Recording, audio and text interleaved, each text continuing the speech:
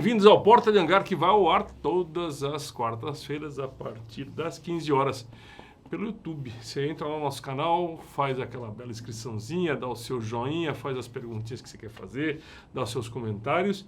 E porque senão você é mandado embora, Dona Érica é muito brava. O Porta de Hangar tem oferecimento da ONOLED Black Hawk Ponto Aero Delta 5. Simuladores apoia bastante a gente aqui. E Mários Cabeleireiros, que faz esse serviço maravilhoso. O Cláudio Jacaré briga comigo, como você já sabe, porque eu não pentei o cabelo. Mas quando eu saio de lá, fico bonitão. O nosso convidado de hoje, meu chapa, eu não sabia o que era o D do nome dele. Mas é o Vitor Hugo Dias, canal VHD. Bem-vindo, seu Vitão! Muito obrigado pelo convite aí. Muito bom, cara. Tô muito feliz de estar aqui. Eu estou muito feliz de estar aqui. É uma grande honra para nosso canal Porta de Hangar. Muito bom, muito bom. Nos comandos da nossa câmera está o Valdir, produtor novinho, executivo. Né? Novinho, produtora executiva da Dona Érica Jimenez. Muito bom. E cuida também das câmeras e do som. Meu amigo, você, antes de ser piloto, o que você fazia na sua vida? Eu já fiz, assim, apesar, tô com 30 anos agora, né? Mas eu já fiz bastante coisa já. Vamos supor aqui, vamos tentar fazer uma linha. Eu sempre fui muito apaixonado por carro. Então, antes de eu virar piloto, uma das coisas que eu fiz para tentar me virar, até financeiramente, eu fazia polimento de carro e lavagem, porque é uma coisa que meu pai sempre fez. E eu peguei gosto, então o pessoal da rua, os vizinhos ficavam assim, pô, você lava mó bem o carro, lava meu carro aí. Eu lavava porque eu conseguia dar um rolezinho no quarteirão depois, né? Moleque, ó, eu tô precisando lavar meu carro, tá então, sujo, cheio de cocô de passarinho, vamos lá? Agora, o rolê aumentou agora, né? Já não é mais no quarteirão, agora E que mais você fazia? E aí, assim, fiz bastante coisa, né? Eu sempre fui, assim, classe média, digamos assim, então... Fiz tudo quanto é tipo de coisa, né? Então, uma das coisas... Se virava? Me virava. Já fiz de tudo. Entreguei panfleto na rua, já fiz esse negócio de polimento, que era uma coisa que eu achei legal. Você não trabalhou depois da meia-noite, né? Não, isso não. Tá bom, pelo menos isso. Ainda não precisei, né? Garantido. Mas no ramo que a gente tá da aviação, ele vai saber, você né? Você sabe que o Valdirzão, depois da meia-noite, ele é a Sandrinha, né? Sandrinha, muda de foco. Vou falar, se eu não encontrasse na rua com essa barba, eu nem ia desconfiar que era. Então, cara, eu fiz bastante coisa, mas eu acho que o ponto principal mesmo, foi o início da minha carreira, foi como piloto de helicóptero, né? Foi aí que eu realmente me descobri, alguma coisa que eu fazia bem e deu muito resultado, foi muito legal. Quando é que você teve a grande ideia de falar, vou ser piloto? Então, assim, é engraçado. O meu pai, ele nunca me incentivou a nada disso, mas ele chegou a fazer o curso de piloto privado na antiga EWM, né? Mas ele nunca me incentivou a nada. E ele fez para piloto de avião. Eu gostava do avião, mas ao mesmo tempo não me empolgava muito, porque tinha muito piloto de avião. Todo mundo conhecia era piloto de avião. Mas então tem uma veiazinha do pai. Tem, mas ele nunca me influenciou a nada, a zero. Eu fui ficar sabendo disso depois de muitos anos. Então você nem viu ele voar? Não vi nada, porque ele e minha mãe se conheceram... Minha mãe estava fazendo curso de comissário e ele estava fazendo curso de avião. Foi mais ou menos assim que eles se conheceram. Na verdade, eles se conheceram no colégio, daí depois eles decidiram fazer isso, e aí foi aí que os laços aumentaram. Mas a mamãe não trabalha com comissaria? Nem não. Depois eles terminaram tudo, eles falaram, pô, a gente quer construir uma família, o que a gente vai fazer? Você vai estar longe, eu vou estar longe, como que a gente vai fazer um Vitinho? Como é que faz? E nessa época meu pai estava trabalhando numa metalúrgica, que depois ele foi virar sócio. Então ele acabou que falou, pô, tô estabilizado aqui, não vou largar tudo pro alto para tentar fazer alguma coisa que ainda dê certo. Ele acabou desistindo. E não é fácil, ninguém imagina o que é a profissão de piloto, né? Exatamente. Exame médico anual, depois que você passa dos 50, se não me engano, é semestral. 40, né? 40 anos, né? 40 anos. Acho que é 40 anos, a cada 6 meses. A cada 6 meses, tem que estudar, tem que fazer simulador, né? Não é tão simples assim. Exatamente. E aí, assim, já do meu lado, foi um negócio muito engraçado, porque eu já tinha tentado fazer 3 faculdades. Eu tinha tentado fazer administração, propaganda e marketing, e depois, por último, turismo, porque minha mãe falou assim, pô, Vitor, você gosta de viajar? Nunca tinha viajado na minha vida. Você gosta de viajar, por que você não faz turismo? Era um negócio incubado dela que ela quis tentar passar pra mim. E aí eu fiz esses 3 cursos, não era nada disso que eu queria. Eu falei, olha, eu posso ficar um tempo, uns 6 meses sem fazer nada, botar minha cabeça no lugar, que eu acho que vai aparecer algumas coisas. E aí veio um amigo meu que estudou comigo de infância, já tinha convívio com ele há muitos anos, e ele estava trabalhando como se fosse de boy dentro de um táxi aéreo. Ele fez um voo com os patrões dele, e ele falou, pô, Vitor, legal pra caramba, eu fiz um voo lá, a única coisa que eu conseguia pensar em você. O que é completamente estranho, você tem que concordar comigo, né? Qual é o nome dele? Lion. Lion, você tá virando gatinho, hein? Só pensava no Vitor em voo. Não, mas ele falou isso aí, mas ele, assim, até onde eu sei, ele é hétero, né? Não sei, até não teria problema nenhum ser o contrário, mas tá tudo bem. Certo. Mas achei estranho, mas assim, eu pensei, nunca pensei no helicóptero, né? Helicóptero até então era uma coisa que ainda é uma coisa muito pequena, né? Assim, se você for comparar a aviação de avião, é uma coisa muito pequena. É mesmo? Quantos helicópteros tem no Brasil? Cara, no Brasil, se eu não me engano, acho que são 1.500, posso estar falando besteira? Não sei. Acho que é isso E aí. em São Paulo? Em São Paulo é a maior frota hoje em dia, é uma pancada no Mas não é a maior do mundo? Se não for a maior do mundo, tá tipo ali, com Nova mesmo? York, Eu acho, tenho quase certeza que é a maior do mundo. Existe só um corredor para helicóptero separado do avião? Tem. Aqui em São Paulo são corredores específicos e outras cidades também. Rio de Janeiro é assim, Belo Horizonte agora tem alguns também. Mas no Rio de Janeiro é perigoso voar de helicóptero, não é não? Os caras confundem você com a polícia civil ali. Cara, é só você voar bem longe dos morros. Pregar fogo no... Voa bem longe dos morros. Voa lá no meio do mar. Se você cair, você nada. Mas tomar tiro lá de... É melhor... Não, tô brincando. Eu fui bastante no Rio.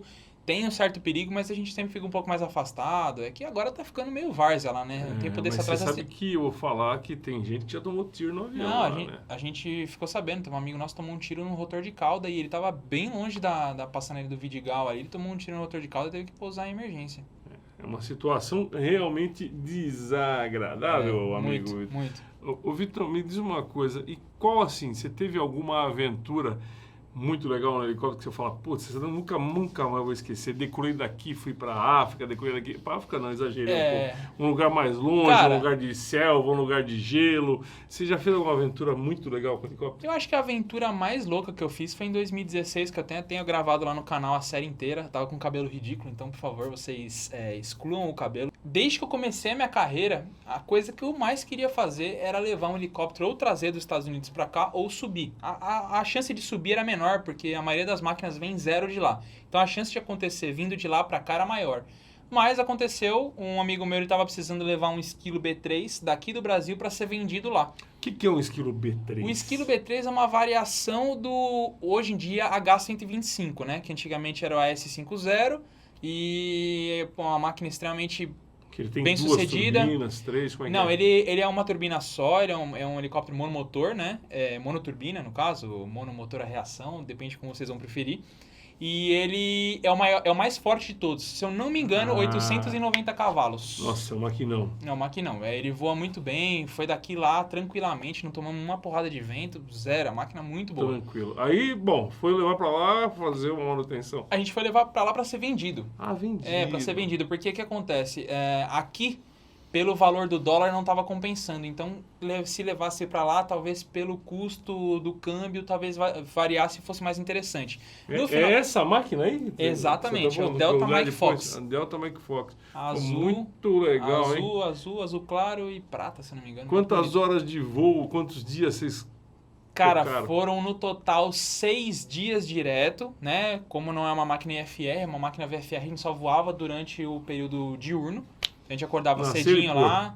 Exatamente, acordava cedinho, 5, 6 horas, decolava por volta de 8 horas, no máximo, 8 e meia, a não ser quando a gente para na Receita Federal Brasileira, e aí a gente demora um pouquinho pra conseguir as coisas, né? Complicado. E aí, teve um dia que a gente chegou, a ideia era dormir na Guiana Francesa, então a gente tinha que fazer toda a parte burocrática. Em Boa Vista. Dormimos lá em Macapá. Macapá, lugar bom de se dormir. Cara, por incrível que pareça, tirando o fato que eu dormi bem e acordei doente, é um lugar legal, tava passando a tocha olímpica, legal. Inclusive lá é quente pra dedéu, mas quente, úmido, absurdo. Qualquer ar-condicionado você pega, qualquer hotel tem ar-condicionado. Mas qual foi a escala que vocês fizeram até lá? Foi Rio de Janeiro, Montes Claros. Montes Claros a gente parou no Maranhão, em Carolina. De Carolina a gente pousou em Belém. Belém a gente pousou no Macapá, que foi a última cidade teoricamente brasileira. De lá a gente fez toda a parte do desembaraço, tal, da alfândega, da aduana, seja lá o que for, eu não lembro agora. De lá a gente foi para Guiana Francesa, Suriname, Guiana Inglesa, dormimos lá de novo. Aí Guiana Inglesa a gente subiu para Tobago, Trinidad Tobago. De lá a gente foi para... Qual que foi outro ponto? A gente passou por uma ilha no meio e dormiu em San Martín. Aí no outro dia, San Martín, Punta Cana, Turks and Caicos, Exumas, Nassau passamos só em cima de Exumas e aí Fort Lauderdale direto. Foram 6 dias no total, foram no total, se eu não me engano, 60 e poucas horas de voo e bastante combustível. O gasto da viagem em si foi por volta de R$90 mil. Que foi o gasto de combustível, todo o embaraço, as coisas que a gente tinha que pagar e tudo. Então teve um planejamento de quase 6 meses antes que foi feito tudo, até o negócio acontecer de fato, né? Notificaram vários órgãos, várias coisas, até o negócio acontecer. E até que demorou, era para ter sido no ano anterior, aí foi estendendo, acabou sendo em julho de 2016. Falar que... Todo mundo falava, quando você passar em cima do mar, você vai ver, não sei o quê. Tranquilo pra caramba. A hora que passa em cima da Amazônia, meu amigo... Isso eu sempre falo. Aí é nuvem. Foi o período mais tenso, foi o único momento que eu achei que eu poderia, de fato, ir dessa uma melhor. Porque a gente saiu da Guiana Francesa debaixo de chuva, e aí a gente tava, por exemplo, o esquilo ele tinha uma autonomia voando a 500 pés de mais ou menos 2 horas e 55 minutos. Se a gente voasse a 7.500 pés, 6.500 pés, essa autonomia aumentava de 2 horas e 55 para quase 3 horas e 30. Ou seja, aumentava bastante a autonomia. Então a gente estava voando sempre nessa faixa, 6,5, 7,5, sempre indo embora. Só que aconteceu, começou CB aqui, CB ali, CB aqui, e assim, não dava para ir por cima que nem avião, que vai pro, sei lá, 10 mil, 15 mil, não dá, sem chance de fazer isso, até porque tinham pontos que eram mais altos do que isso. E a gente ia ter que furar lá embaixo, tá? Então vamos por baixo. Aí começa a cavucar. Aí baixa de 1.000 para 700, 700 para 500, de 500 para pouquinho, não sei o quê. E chuva comendo para tudo quanto é lado. Mas é difícil acontecer isso lá, hein? Tem muita chuva, mas CB geralmente é um pouco mais alto. Só que a gente começou a pegar, assim, muita névoa e chuva pesada, que você perde a acuidade visual de isso. Exatamente. Qual que era o nosso problema? A linha do Direct 2 estava aqui. E a gente cada vez desviando mais para cá. E o estimado para chegar no Suriname, 2 horas e 40 e nossa autonomia de 2 horas e 50, com 10 minutos de sobra. No meio do mato, você sabe muito bem o que é. Se você precisar pousar numa clareira daquela, lá não tem lei. Você vai pousar lá, se não tiver com a arma na cinta, vai dar problema. E a onça vai te pegar, hein? Se não for a onça, é o cara que faz extrair minério, alguém vai te ferrar lá, não vai ter jeito. Então. Aí assim... Eu tava ali preocupado. E uma hora a gente entrou dentro de uma chuva um pouco mais pesada e eu comecei a perder minha referência visual. Eu tava atrás essa hora, porque quem tava na frente era o piloto que tinha FAA e o piloto que tava em comando. Eu tava de convidado ali e atrás, do meu lado, tava o mecânico. Então, enquanto eu tava vendo aqui do lado, eu falei, beleza, por mais que eles percam a visibilidade ali, a gente tem como sair pra esquerda ou pra direita. A direita tava toda cagada. E até a hora que eu já não enxerguei mais nada na frente, não enxerguei nada do lado e eu falei, cara, eu não tô enxergando mais.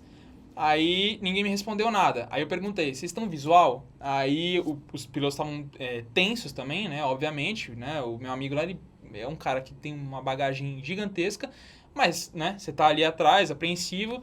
Ele falou, ele respondeu de uma forma que não me passou muita confiança. E aí, automaticamente, a primeira coisa que eu fiz foi olhar pro horizonte. E eu vi o horizonte dando uma leve... tombada pro lado. E você sabe muito bem, helicóptero é um negócio que... O instrumento tem que estar pelo automático. Exatamente, é muito difícil. E aí eu olhei e eu falei, cara, ferrou. Aí eu chamei a atenção dele de novo e aí ele falou, Vitinho, fica calmo, porque se você deixar a gente nervoso aqui, vai ser pior. E aí eu falei assim, bom, agora é a hora que eu vou morrer e vou morrer quieto. Preta. Foi mais ou menos isso. Mas aí logo a gente saiu, foi um período assim de uns 10, 15 segundos que a gente ficou com uma visibilidade bem abaixo do que a gente estava esperando. Mas assim, pra mim foi tipo, pareceu que aqueles 15 segundos duraram 1 hora. Foi horrível. Tem que ter paciência nessa hora, né? Não tem jeito. Paciência. Você sabe que eu voltei dos Estados Unidos com os cirros. E o que mais me impressionou foi o seguinte, a comparação de uma oca de índio com a árvore. Porque a oca de índio ficou um negócio desse tamanho, a árvore ficou desse com relação. Muito alto. Ou seja, se parar o motor do avião ali, amigo, não adianta paraquedas, não adianta nada. Você vai ficar em cima da árvore ou tem que rezar para achar um buraco legal para o avião pousar lá dentro, né? Assim, de helicóptero que a gente percebia, assim, tinha alguns momentos, estava muito sol. E eu olhava, eu via as copas da árvore, eu via a luz entrando um pouquinho e sumia. Eu não conseguia ver o fundo. Você não consegue ver o fundo daquilo. Mas chegou tranquilo. Chegamos tranquilo. Entregaram o helicóptero, estava voando lá nos Estados Unidos. Você sabe que eu tenho um amigo meu, o Carlos Nascimento, piloto de helicóptero há mais de 30 anos, voou máquinas como o Esquilo, a Augusta, Vobel, eu voei com ele 25 anos. O Naná, todo mundo conhece. É o o Naná, é verdade, o Naná eu conheço. O Naná, ele é uma figuraça, gente boníssima. Ele fala assim, Beccari, eu vou falar um negócio. Tô imitando você, Naná. Se o helicóptero parar o motor, você... Mas não vai parar, você não solta o cinto, só desce quando eu mandar. Ele fala desse jeito, né? Sempre rindo, Naná. Muito legal. Tem ele foi para os Estados Unidos e levou uma panela de pressão. Só que quando ele chegou lá com a panela de pressão, deu uma zebra. Nos Estados Unidos não tem panela de pressão e não pode entrar com panela de pressão lá. É proibido. Sabia disso? Não faço nem ideia, não sei nem porquê. Também não sei, só perguntando pro Naná. Um dia eu vou convidar ele para vir aqui contar as histórias dele, vai ser muito legal. Você deu instrução de voo? Dei instrução por 2 anos. A própria escola que eu terminei meu PC já me convidou para eu trabalhar como instrutor. E assim aconteceu muito rápido. Foi no momento que a aviação estava muito quente. Então o instrutor ele se formava e rapidinho ele buscava 300, 500 horas, ele pum para a plataforma. E eu nunca tive essa pretensão de sair correndo para a plataforma nem nada. Todo mundo queria ir para a plataforma para buscar uma estabilidade, um emprego melhor, uma máquina melhor. E eu não tinha essa pressa. Eu falei, cara, eu vou adquirir experiência aqui, vou numa boa e vou indo. Então o que aconteceu é que eu saí lá de baixo da base dos instrutores com menos hora e fiquei como instrutor com mais hora muito rápido, coisa de 3, 4 meses, né? Na escola existia a coisa do tipo, você só vai começar a fazer autorrotação quando você tiver 500 horas. Só que aconteceu, eu vi que eu tava ali pendurado naqueles 22 o dia inteiro, levando aluno pra lá e pra cá. Eu falei, cara, eu não vou esperar 500 horas pra poder fazer os procedimentos, porque isso aqui é uma coisa que você tem que treinar. Você tem que estar com a mão. Aí eu comecei a fazer, chegava com o aluno lá no campo de Marte de volta, pede a pista aí, tá autorizado. Autorrotaçãozinha, com manete aberta, com o aluno me seguindo. Aí uma vez, você tinha 4, 5, 6, 7 voos no dia, toda vez que voltava eu treinava a autorrotação lá. Primeiro com manete aberta, depois começou a fazer manete fechada. Como é que é esse negócio de manete aberta, manete fechada? Explica pro pessoal. A autorrotação você pode simular ela sem fechar o motor. Aliás, explica o que é uma autorrotação. A autorrotação, rapaziada, é o seguinte. Todo helicóptero é projetado para fazer autorrotação. Então todas as pás são desenhadas para ter a força autorrotativa, ou seja, as pás continuam girando com o próprio vento vindo de baixo para cima. E a forma mais simples é essa, ou seja, é um catavento aquilo. E para que serve? Ele serve justamente para você não despencar igual, sei lá, uma jaca do céu. Ele vai descer mais rápido do que um avião, mas ele vai manter um planeio. Você vai descer, vamos supor que você tem, voando normal, você tem 3/3 de sustentação. Quando você perde 2, você ainda fica com 1, que é da autorrotação. E aí você vai para o chão tranquilamente, escolhe um ponto, vem... O helicóptero é muito manobrável, você consegue fazer autorrotação com menos velocidade, mais velocidade, consegue encaixar. Que legal. Como diria um amigo meu, Ivan Nunes Siqueira, ele disse que a autorrotação e um bom galinheiro para você pousar em cima não faz mal para ninguém, porque vai amortecer um pouco vai amortecer, vai. Assim, se você estiver bem treinado, o cara faz uma autorrotação, escolhe o ponto, pousa e...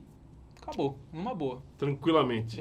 Nem vai parecer acontecer nada com a máquina. Eu acabei me especializando nisso, foi aí que foram uns 2 anos. Autorrotacionou direto. Mandando bala nas emergências. Eu vou chamar nossos comerciais. O Norled vem com a gente. Até daqui a pouco.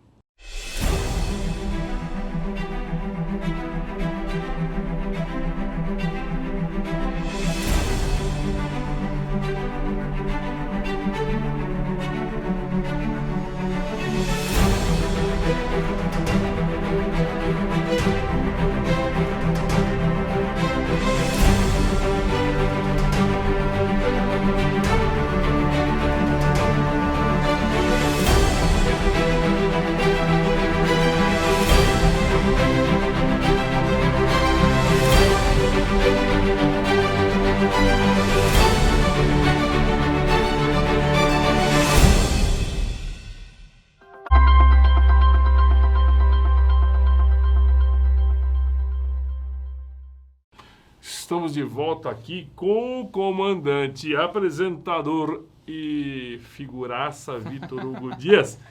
Então, Vitão, você nas suas instruções, aí você foi se adaptando, coisa e tal. Nessas instruções que você teve, alguma troca de cueca? Não precisei trocar porque não tem nada assim frouxo, mas já chegou perto, cara. Porque assim, teve uma vez que a gente tava fazendo, quem conhece voo de helicóptero sabe que a gente fazer RANAP. Fazer RANAP é você ir lá para fazer os movimentinhos lá, quadradinho de proa fixa, quadradinho de proa variável. Aí tinha um quadradinho no chão lá, a gente falava pro aluno fazer. Expliquei pra ele e tal, e aí eu vi que ele começou a fazer os deslocamentos laterais muito baixo. Pro lado e pra trás muito baixo. Não é legal. O esqui do helicóptero ele é projetado para ter deslocamento à frente, não ao lado e nem para trás.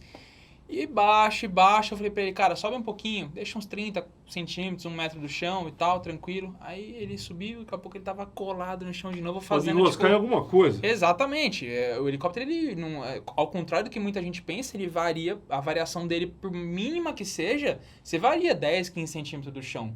É difícil o cara manter, cara, roboticamente ali o negócio. Até no piloto automático dos mais precisos de hoje em dia, tem variação. E aí, nosso amigo foi lá, baixo. Uma hora ele deu uma pro lado, deu uma enroscada. Ele assustou, deu batente de comando pro lado, batente de comando pro outro. Aí eu assumi, só que ele tava botando muita força. E o problema do helicóptero é esse. Quando o cara acha que ele tá perdendo o controle, ele vai aumentando cada vez mais a amplitude do negócio. E quem voa helicóptero sabe, é tudo na ponta do dedo. É claro, tudo que vai. Apoia na perna e ó. Até o Fernando tira um barato. Inclusive, acho que ele já esteve aqui me zoando, porque todo programa que ele vai, ele me tira um barato da mão mole, do dedo pra cima. Mas enfim, o dedinho pra cima é uma coisa interessante. Mas isso não é coisa de VHD, isso é coisa de qualquer outro piloto de helicóptero. Eu seguro aqui e tal. Então. Lógico. E aí, eu tentando atuar dele para diminuir a amplitude daqueles comandos até a hora que a gente conseguiu acertar. Até hoje eu não sei como que é a máquina, porque o helicóptero ele passa de um certo, sei lá, exatamente, ele passa de um certo grau ali de rolamento, ele não volta mais, é que nem uma moto. Você consegue segurar até certo ponto. Passou dali, o cara não consegue trazer de volta. Deram sorte. Demos sorte, a gente ia quebrar a máquina de graça ali. E aí eu dei aquele, a hora que tava tudo bem, aí ele viu o Satanás, né? Que eu falei, filha da mãe. Eu já falei, chamei sua atenção 5 vezes, não faz isso, é feito pra andar pra frente, expliquei. Aí pronto. E aí ele ficou branco, falei, ó, sua instrução tá acabada, eu vou colocar aqui na ficha de instrução que você não escuta o instrutor, eu vou colocar nota baixa pra você. Da nota baixa que você der, ele tem que até refazer o CMA, né? Ele quase quebrou uma máquina de graça, né? E você teve mais um? Algum? Só cara, teve uma vez que eu não cheguei a... Mas assim, foi bem tenso esse voo. Eu trabalhei durante 1 ano para um advogado que tinha um escritório no Rio de Janeiro. Então a gente ia e voltava muitas vezes. Tinha às vezes que a gente saía de São Paulo de manhã, ia pro Rio, voltava para São Paulo e ia pro Rio de novo. Tudo no mesmo dia. Às vezes, tipo, saía São Paulo... São Paulo, Rio, Espírito Santo, voltava, São Paulo, voltava pro Rio. Tipo, uma loucura. Voava, sei lá, 7, 8 horas num dia. Era uma coisa de louco. Foi logo um dos primeiros 66 que chegaram no Brasil, inclusive. E eu tava voltando sozinho, tava um tempo meio zoado, tava começando a piorar o tempo no Rio, e ia ficar muito ruim o tempo no Rio nos próximos 4 dias. E eu queria adiantar a manutenção da máquina. Nessa que a gente tava voltando, ele falou que não iria, que era para só eu subir com a máquina e deixar a máquina para manutenção. Eu fui voltando, geralmente a gente volta pelo mar. Nesse dia eu falei, cara, como a serra do Rio de Janeiro ela é mais baixa, eu já vou aproveitar e cruzar aqui, porque se às vezes eu vou até Guarujá lá, não consigo, voei 2 horas de graça e vou ficar preso em Santos, não vai adiantar nada. Então eu vou ver a primeira serra que tem aqui, já cruzo ela e vou embora. Foi o que eu fiz, cruzei ali. Logo que eu cruzei, tinha poucos pedaços da silhueta da serra que eu conseguia passar. Passei numa delas, fui acompanhando ali a estrada, sempre acompanhando a estrada, porque eu falei, qualquer problema, eu jogo no acostamento. Eu vou VOR, né? Vamos olhando a rodovia. Exatamente esse aí. E aí eu fui seguindo a Dutra, né? Fui indo embora. Cara, quando começou a chegar ali em Resende, começou a colar de um jeito que eu não via mais nada. E eu já tava voando muito baixo, eu já tava voando ali 200 pés, bem baixo do que deveria. Por quê? Nesse momento eu tava naquela dúvida, eu pouso na pista ou não? A gente sempre quer evitar, porque eu não ia pousar na pista, ia pousar acionado do lado da pista, ia passar um caminhão, às vezes bate na pá, dá um monte de problema. Então eu tentei evitar ao máximo aquele tipo de situação. E eu sabia que o aeroporto de Resende estava um pouco mais pra frente. Pousou lá. Eu falei, eu vou indo.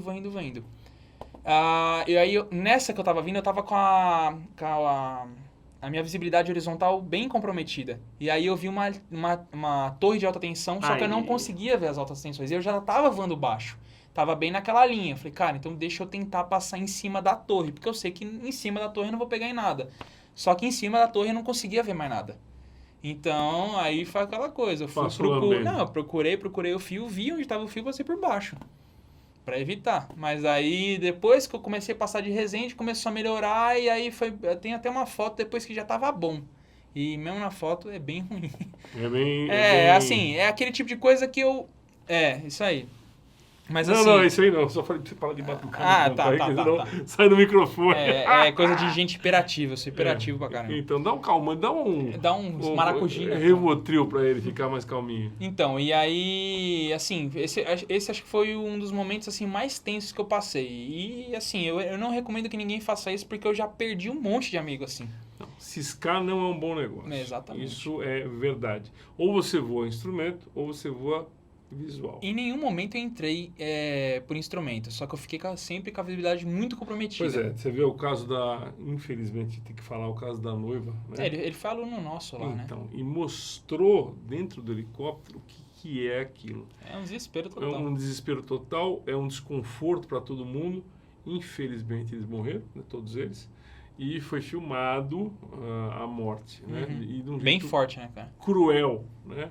Que eu não gosto de mostrar isso, eu acho terrível, mas cruel. Até hoje é uma das perguntas que mais fazem. Ah, Vitor, comenta sobre o acidente da noiva. Eu odeio falar sobre acidente, odeio ficar comentando, mas eu entendo que é tipo como se fosse um ônus, né? É o ônus da gente estar colocando a cara aqui, falando sobre aviação, o pessoal quer tirar dúvida, né? E acho que a forma mais interessante é justamente passar uma verdade e que as pessoas entendam mais sobre aviação e não fiquem replicando. Até mesmo, por exemplo, você vê, os próprios passageiros no voo da noiva, eles não sabiam absolutamente nada do que o piloto estava fazendo. Agora, se é um cara que às vezes já viu um vídeo meu, já viu alguma coisa, pô, essa situação não tá certa. Ó, não faz isso, eu quero voltar. Eu não quero prosseguir no voo. Ah, mas eu não quero. Eu tô pagando o voo, eu não quero. Então volta. Então, eu estou falando isso, a gente não gosta de falar sobre, e não gosta de acusar, e não gosta de falar que foi culpa de fulano ou de ciclano. Só para as pessoas entenderem que a aviação é uma coisa muito segura. A aviação de helicóptero também é muito segura. É só cuidar da máquina e cuidar do voo principalmente. Exatamente. Não dá, meu amigo. Vai ter que esperar. Ah, mas olha, o patrão espera. É melhor um piloto vivo, um piloto desempregado vivo do que um herói morto, né? Não é? Eu acho muito melhor. Cara, como é que surgiu a história do canal na sua vida de piloto? Cara, esse negócio é muito legal, porque eu sempre gostei de filmar as coisas, né? Então, por exemplo, nessa época que eu sempre gostei de carro, eu gostava de filmar os carros, tirar foto, filmar dirigindo. Eu sempre me encantei com essa parada do on-board, assim, de gravar, fazendo algum tipo de coisa. E eu sempre me encantei por pilotar máquina, no geral, né? Eu tenho mais envoltura pro helicóptero e pro carro, porque era uma coisa que eu tive mais acesso. Mas eu gosto de moto, eu gosto de tudo, de avião, de tudo. Avião, inclusive, é uma das coisas que eu pretendo fazer pro canal futuramente. Mas você voa avião? Não, eu já voei algumas vezes, mas eu não tenho as licenças ainda, exatamente. Mas o canal começou de uma forma muito engraçada, porque como eu já fazia isso, eu tinha uma GoProzinha e tal, uma vez eu filmei eu decolando do centro empresarial e tava começando a cagar o tempo, porque aquela região, por causa da represa, começa a vir aquela névoazinha baixa final de tarde. E eu decolei e saí, tava tudo visual, tranquilo, mas para evitar ficar muito perto da camada, eu saí mais baixinho ali durante a decolagem, passei perto de uns predinhos e fui embora. Eu joguei esse vídeo no meu Instagram, na época que o Instagram não podia nem ter vídeo de 1 minuto, era vídeo de 15 segundos. E peguei e joguei esse videozinho lá. Eu devia ter 1.500, 2.000 seguidores na época. O vídeo em 3, 4 dias deu 16 mil views. Se você for ver pelo tanto de seguidor que tinha, ou seja, esse vídeo espalhou bastante. Loucura. Falei, cara, aí existe uma oportunidade. Tem gente querendo consumir isso e não tem. Não tem. Onde o cara vai procurar isso? Não existe um lugar que você fala, eu quero ver vídeo de decolagem ou falando sobre helicóptero. Não tem. E daí passou-se muito tempo, passou basicamente 2 anos procrastinando a ideia, porque eu não queria fazer uma coisa comum, eu queria fazer uma coisa que nunca tinha sido feita. E aí soltei o canal, um dia eu peguei a GoPro, pendurei lá, tinha um quadradinho de bateria, pendurei ele lá, sincronizei o meu Bluetooth do fone com o celular e gravei um vídeo numa situação de chuva e névoa e fui explicando, ó, aqui a gente pode voar porque eu tô 500 pés, ainda tem mais um limitezinho de mais uns 200 pés, eu tô conseguindo ver, tem visibilidade horizontal. Fiz um vídeo, é o primeiro vídeo do canal.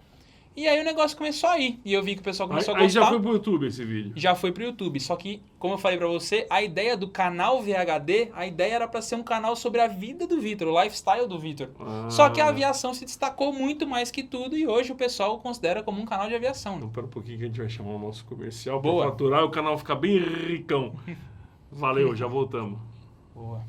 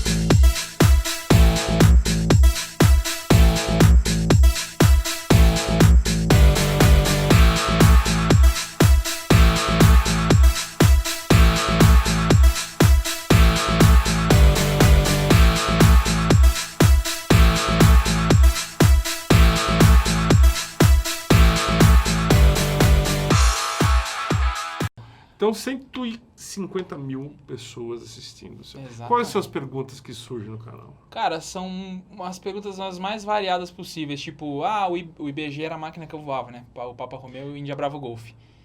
O IBG é seu? O helicóptero é seu? O helicóptero que você voa é seu? Que cor que é o helicóptero?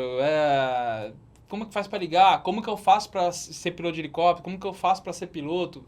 Assim, tem das mais técnicas até as mais simples. O que eu costumo dizer é que o canal não é pra piloto, porque piloto já sabe tudo que eu tô falando claro, ali. Tem que é mais pra galera leiga que não sabe nada, né? O meu também é a mesma coisa. Eu pergunto, às vezes, o autorrotação. Tem Sim, muita gente que não sabe sim. o que é uma autorrotação. Exato. Então é importante que você sempre explique para as pessoas que não estão no meio da área. Eu acho muito bacana. É a forma de doutrina, de explicar até para o cara ficar mais seguro, saber que ele está amparado ali, né? O que você pensa da situação dos helicópteros atualmente, da economia no Brasil com relação ao helicóptero?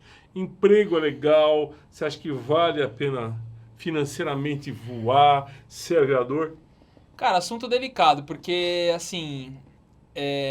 Você me falou fora do ar aqui que você ganha 150 mil, né? Por causa do número do canal. Senão seria... Então, tá no bom. caso, hoje é uns 149.700. Tá Não, tô bom. brincando. Cara, é o seguinte, a gente teve já um momento de glória ali de avião, mas a aviação, num geral, eu sou um cara novo, se você for ver, eu tô há 10 anos só na aviação. Quem tá há mais tempo sabe que é bem cíclico, ela sobe e desce o tempo inteiro, ainda mais a aviação executiva, que é um negócio mais de luxo, é a primeira coisa que os caras cortam quando começam a ficar sem dinheiro. Mas o que eu enxergo? A gente sempre tá na esperança de um Brasil melhor. A gente vê, às vezes, querer uma melhora, dar uma retraidinha, aí cai o dólar, sobe de novo. Então, assim, não tá andando a passos largos, mas já tá melhorando do que tava ali em 2014, 2015, tava bem ruim, né? Você sabe que o combustível aumentou muito, né? E aí acabou até sumindo do mercado porque tem pouca produtora, refinaria no mercado, né? E isso, como é que afeta aí a aviação dos Robson 44, 66? Fica sem voar ou se consegue achar? Cara, pra você ter uma ideia, hoje, apesar do R66 ser um motor a turbina, ter um motor a reação, né? Ter a manutenção mais cara, um consumo de combustível elevado, hoje o custo operacional de um R66 no Brasil é mais barato do que do R44. Hoje você tá pagando aí quase R$7 no litro do Avigás no Campo de Marte, 7 e pouco. Lá pro norte, então, nem se fala, R$8, R$9. Eu sei até de R44 lá em cima, que voa com combustível da Podium, porque nem tem Avigás lá, pelo custo. Mas atinge a octana, Podium? A Podium, se não me engano, são 95 octanas contra 100 que são da Avigás, né? Não vai fazer muita diferença. Vai ficar um pouco mais fraco, mas daí que já é mais fraco do que já é o 44. Mas o cara, sei lá, o brasileiro se vira com o que tem, né? É impressionante. Você fala isso, mas você voou, falou que o 44 é fraco. Mas você voou muito essa linha família Robson. É um bom helicóptero. Cara, eu não posso falar nada, dizer que é perigoso, nem nada, porque eu tenho, se eu for juntar tudo, são mais de 3.000 horas só em Robinson. Dos R22, muitas vezes, que é o mais frágil, R44 não tem muito, sei lá, umas 400 horas, talvez, 450, e 66 é um monte. Então, assim, eu nunca tive um problema. Falar assim, tive um apagamento de motor, um problema de magneto. Eu nunca tive problema de nada. Você não acha que as pessoas, às vezes, falam demais da coisa e sem saber o porquê? Tem muita gente que não dá manutenção adequada. Exato, exatamente. Né? Não, tem gente que não dá manutenção adequada, tem gente que não opera a máquina da forma adequada. Então, o cara, às vezes, não faz um cálculo de peso e balanceamento, não fica atento com a pressão do dia, não fica atento com a temperatura. Então, assim, a gente está falando, por exemplo, do R44. Ele é uma máquina restrita. Você tem que estar bem atento nos parâmetros dele. Então, às vezes, o cara, eu vejo que a galera meio que, para falar o português claro, meio que caga mole para isso e aí dá os problemas. E aí o cara vai decolar de um heliponto, cai com todo mundo lá embaixo, por quê? Tava 30 e poucos graus com a pressão a 1.005, que o normal é de voar a 1.015, 1.020, 1.013, né? Pressão baixa, avião e helicóptero não gosta. Cara, ainda mais a gente tá operando aqui, tem que lembrar que em São Paulo a gente tá altinho, né? 2.000 e poucos pés. 2.400 pés em Marte, 2.500 pés, isso aí, 600 metros de altitude. Então, assim, você tem que tomar cuidado com a operação, tem que ficar atento, que é uma coisa que a grande maioria não faz. Você pode ver o seguinte, o Hamilton voa todos os dias, todas as horas.